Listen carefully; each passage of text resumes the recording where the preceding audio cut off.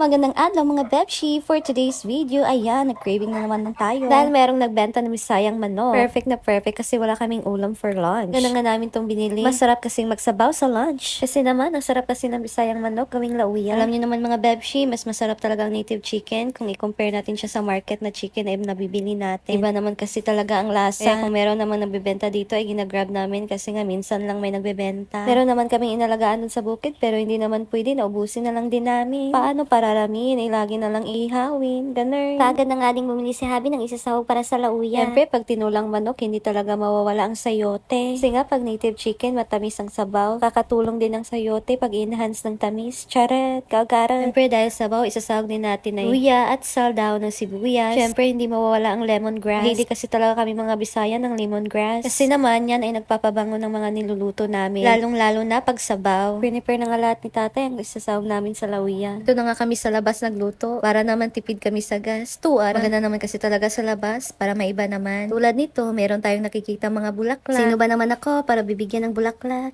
Charat! Nagpaparinig lang naman ako sa hubby ko. Worse! Charat, charat. So much for Bega ng mga Bebshi. Pagkatapos namang na-prepare lahat, ay mag-start na nga kaming magluto. Mas maganda kasi talaga dito sa labas. Fresh ang air freshener, ganun. Luminit na nga ang kaldero na paglulutuan namin. Kagad namang ginisa ang sibuyas at bawang. Siyempre sa pagluto ng native chicken na tinola, kailangan muna natin tong gisahin. At pagpasensyahan nyo na din mga Bebshi, kasi may sipon ang Bebshi niyo ngayon. Medyo meron yung iba sa boses ko, pero carry na yan. Pagkatapos namang gisahin, ay takpan muna. Siya nga pala, kilo pala ng native chicken dito sa amin ay 250 pesos. Pagkatapos naman ay hiniwa na din ng sayote. Yan na nga din ng tubig ang nagisa ng manok. Dahil naman ay palalambutin pa natin to. Nilagay na nga din ang lemongrass or tanglan. Ang purpose naman ng lemongrass ay pangpa-enhance ng flavor tsaka pampawala ng lansa. Nilagay na nga din ang sayote. Yan din kasi isa nagbibigay ng tamis sa sabaw. Pagkatapos naman kumulong ng mga ilang segundo, ay nilagay na din ang mga lamas. Dapat naman sa huli na ilagay ang mga lamas para hindi ito ma-overcook. Luto na nga yan mga be.